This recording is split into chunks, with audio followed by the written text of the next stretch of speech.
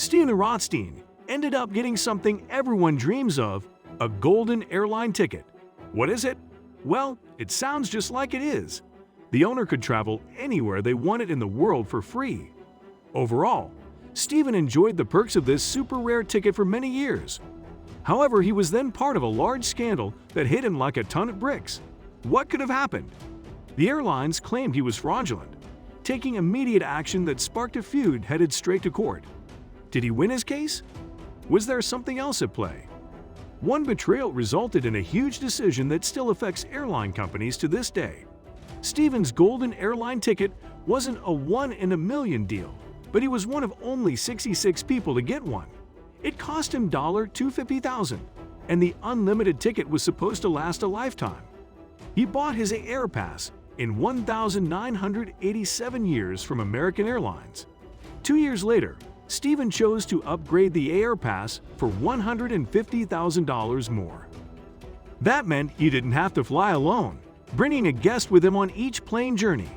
This opened up many new possibilities for the man and his family. Steven used the ticket enough to get his money's worth. His family flew all around the world and country, growing closer despite his constant need to travel. The kids knew their dad would always be back, even though he had something like a second family. Steven became close friends with the airline employees because he spent so much time with them. However, he stayed in touch with the people he met while traveling. For example, he might see a single man drinking at the airport bar and offer him the benefits of his golden airline ticket. His generosity didn't have any bounds. Once, he let priests fly to Italy for the Vatican, and he also gifted some miles to those who couldn't travel to see family members. He was helping bring loved ones together and did it for years. American Airlines hadn't planned on this. Originally, the pass was something for companies to buy their top employees, at least according to Bob Crandall, the chief executive. Soon, it was apparent that the public was smarter than the airline. Steven didn't realize how that promise could crumble in time. By the 2000s, parts of his life were falling apart. Steven had a son, Josh, who passed away at age 15. Naturally, that changed Steven forever, and even the American Airlines employees noticed. One person said that he wasn't the same person as before. However, he still remained generous. 6 years after his son's death, Steven offered to fly his family friend to London using his Air Pass. It wasn't unusual for him to do such a thing, and American Airlines had always allowed it in the past. What was unusual here was what happened when the friend and Steven walked onto the plane. He claimed that an airline employee handed him a letter that terminated his Air Pass. Without warning, Steven and his friend couldn't board the flight. Steven was confused and shocked. At that point, he had no idea what he had done wrong. Steven decided to sue American Airlines for $7 million, and it wasn't pretty. People only saw a privileged man crushed about his lack of luxury transportation. No one really knew how hard it was for Steven, and that it had little to do with the money. Overall, Steven felt betrayed, which is why he started the lawsuit. He claimed that if there had been a problem, American Airlines should have told him to change the way he used his Air Pass. Ultimately, that was the issue, but he had no idea. American Airlines didn't like how Steven had used the golden airline ticket for the last 20 years. Steven claims that American Airlines only gave him one rule when he purchased the Air Pass ticket: don't give it to anyone else. He never did, but the company believed otherwise, and a representative explained that in court in full detail. American Airlines claimed that Steven used the Air Pass card fraudulently by booking seats using fake names and then filling them with his carry-on bags. The company also said he had booked flights that he didn't intend to board. There were many theories on who was guilty here, American Airlines or Steven. Most people knew that Air Pass was a large failure for the brand, and the company lost millions of dollars. However, it was one man against the entire corporation, so Steven had no chance. A judge chose to rule in American Airlines' favor in 2011. Just a few months later, the airline went bankrupt.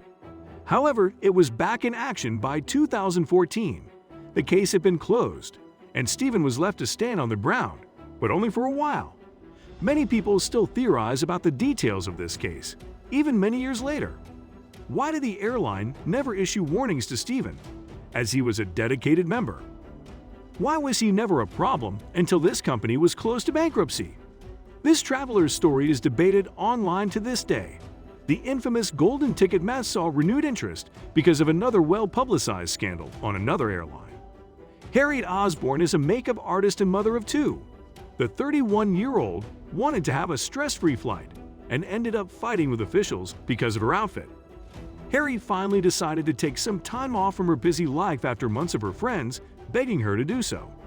She went with them on a short vacation to Costa del Sol, which is a seaside community in Spain. These Londoners made the most of their time, doing activities like shopping, swimming, and sightseeing.